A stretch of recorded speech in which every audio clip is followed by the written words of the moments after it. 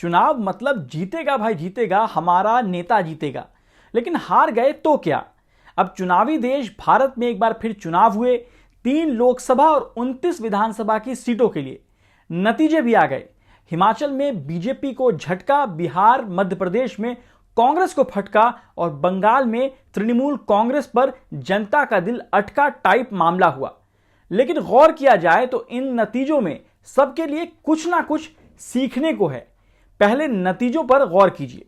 भारत के 13 राज्यों और केंद्र शासित प्रदेश की 3 लोकसभा और 29 विधानसभा सीटों पर उपचुनाव हुए। पश्चिम बंगाल में ममता बनर्जी की तृणमूल कांग्रेस ने चारों विधानसभा सीटों पर जीत हासिल की। इनमें 2 तो बीजेपी के पास थी। टीएमसी ने इन 4 सीटों पर 75% से ज्यादा वोट हासिल किए हैं।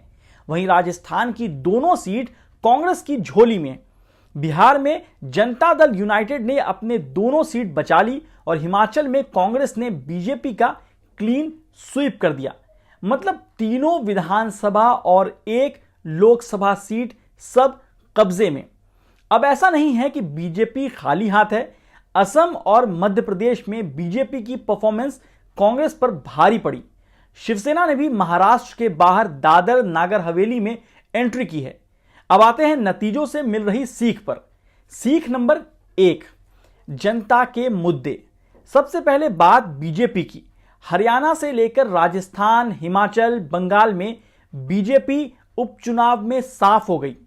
अब बीजेपी के लिए इस हार में सीख यह है कि पेट्रोल, डीजल, गैस के बढ़ते दामों पर लगाम लगानी होगी।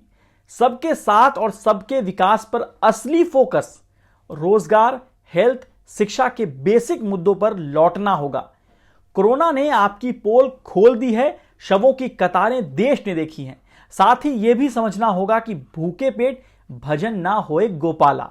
ध्रुवीकरण की स्ट्रेटेजी ज्यादा दिन टिकती नहीं है। कांग्रेस की सीख यह है कि असम हाथ से निकल रहा है। राजस्थान में भले ही जीत गए हों, लेकिन पार्टी के अंदर मुश्किलें कम नहीं हैं। तो काम ऐसा कीजिए कि जो बचा है कम से कम वो बचा रहे।